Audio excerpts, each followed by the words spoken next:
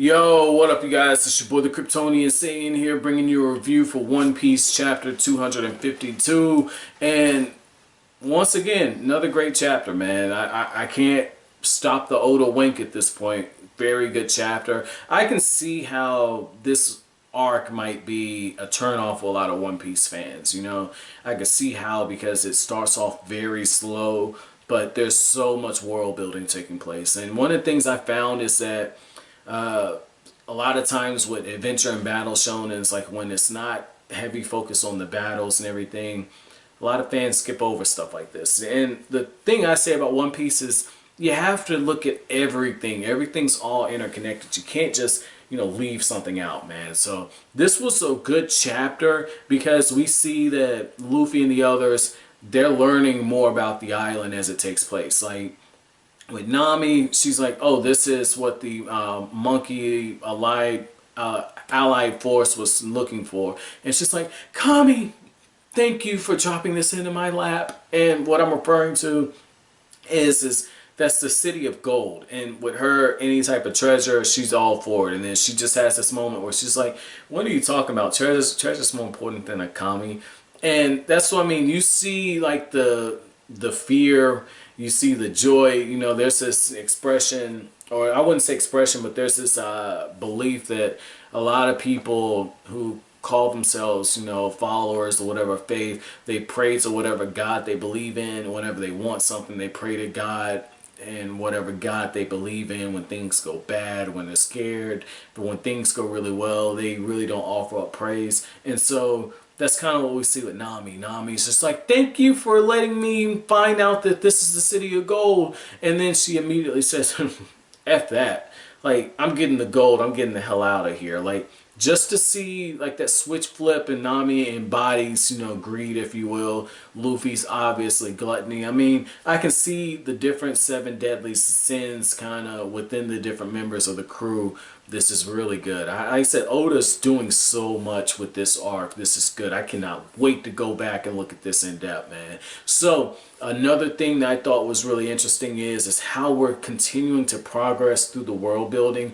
And Oda further shows you guys, while I was talking about how when you write, one of the things that you want to do is you want to be able to have other people see the characters and see the world, and not just your main cast. In this case, we actually see the main cast, but it gives us a different perspective of what's going on. Like, we knew Enel from the perspective of what Nami saw, this omnipotent, super scary guy, to Conus and her father, and like the different villagers being afraid and just kind of serving out of duty. And then you have the gorillas, where with them it's like it's rebellion. And so when you have Luffy and Sanji, like, hey, they really don't get along, to have that, it just really shows, like, it's showing from all different angles. This is really good writing, man. I cannot stress this enough. Oda is doing a masterful job with this series. Now, one other thing that was interesting in that moment is Luffy was trying to pick a fight. He's like, oh, those are the masked monkey guys. Like, those are the guys that, we had our issues with. Like, he's trying to pick the fight, and right away, the Wyper, the thing, he's like, hey, those East Blue guys, not East Blue, he calls them Blue Sea guys, but he's like, those Blue Sea guys, don't even worry about them. And he recognizes that Luffy is a devil fruit user, because Luffy's body just expands and knocks one of those cannonballs back. And he could have picked the fight, but he's got bigger fish to fry. And we get these various shots of, like, the different members of Wyper's crew fighting against, I believe it's the other vassals. I know it is the other vassals. Like, they're fighting. And I thought that was interesting, that Oda's showing us snapshots of those fights instead of going section by section, kind of like how he did with Alabasta. It seems like he's learning from stuff he did, because I felt like Alabasta, it was handled right, but when it came to breaking down, like, the fights with, like, the numbered members of Arlong's crew, I felt like there were, in, like, the different war things were taking place, I felt like Oda was just jumping around too much, and he's learning.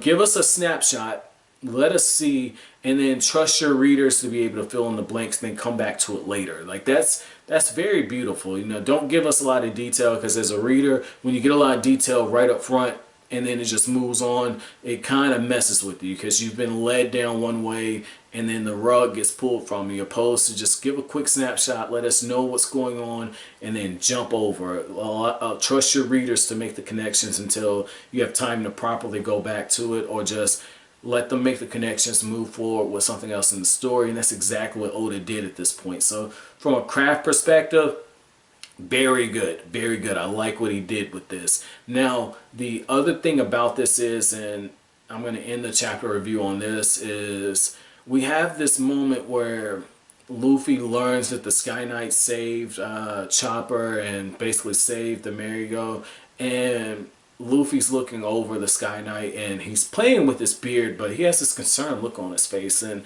I don't know if it's admiration or if it's because Luffy's thinking, because again, one of the things I've seen in this arc is that Luffy, while he is a troll, he's fucking smart. Like, he's really smart. That he just trolls to troll, and I really feel like Luffy's coming up with a plan right now. He's just kind of analyzing what he has. You know, I don't think it's just mainly like, oh, you know, when he finds out that, you know, the El Dorado, the City of Gold, is actually here and they're going to go treasure hunting. I don't think it's just that. I think in the back of his mind, he's trying to come up with a way to get involved with what's happening in Skypiea at this point, get involved with what's happening on the upper cloud. So this is interesting, and just watching how Chopper is, you know, ashamed of himself.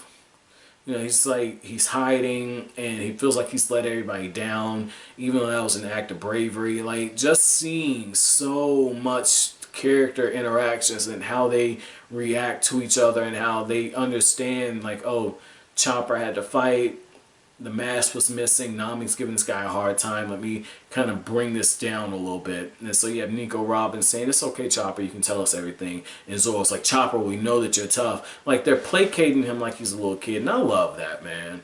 I love that, because it just shows that they understand each other's emotions and feelings, and they build each other up where they can. They are really a family in the best sense of the word. Like, this was very good writing, man. Again, I can't stress it. Just seeing the different things, and then seeing how when Sanji just shows up and he's like, I took on a love challenge. This is like, even Sanji's in character, okay?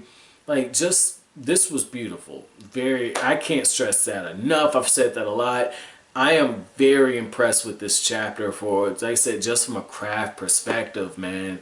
My chapter question for you guys is going to be, what did you guys think as far as me focusing more so from craft? And I don't do recap. I kind of give analysis and, you know, point out a few things from a craft perspective. But what do you guys think? This is me just getting feedback from you guys. What do you guys think about the fact that, you know, I do go on tangents from time to time and just focus on different, you know, literary craft elements that Oda does? You know, what do you think? Am I kind of taking it too far? Or would you rather hear more analysis on the chapter? Or do you think that it's balanced? But as always, guys, if you like anything I had to say, hit that like button, comment, rate, subscribe, share. I will greatly appreciate it. As always, thanks for watching. Have an awesome day.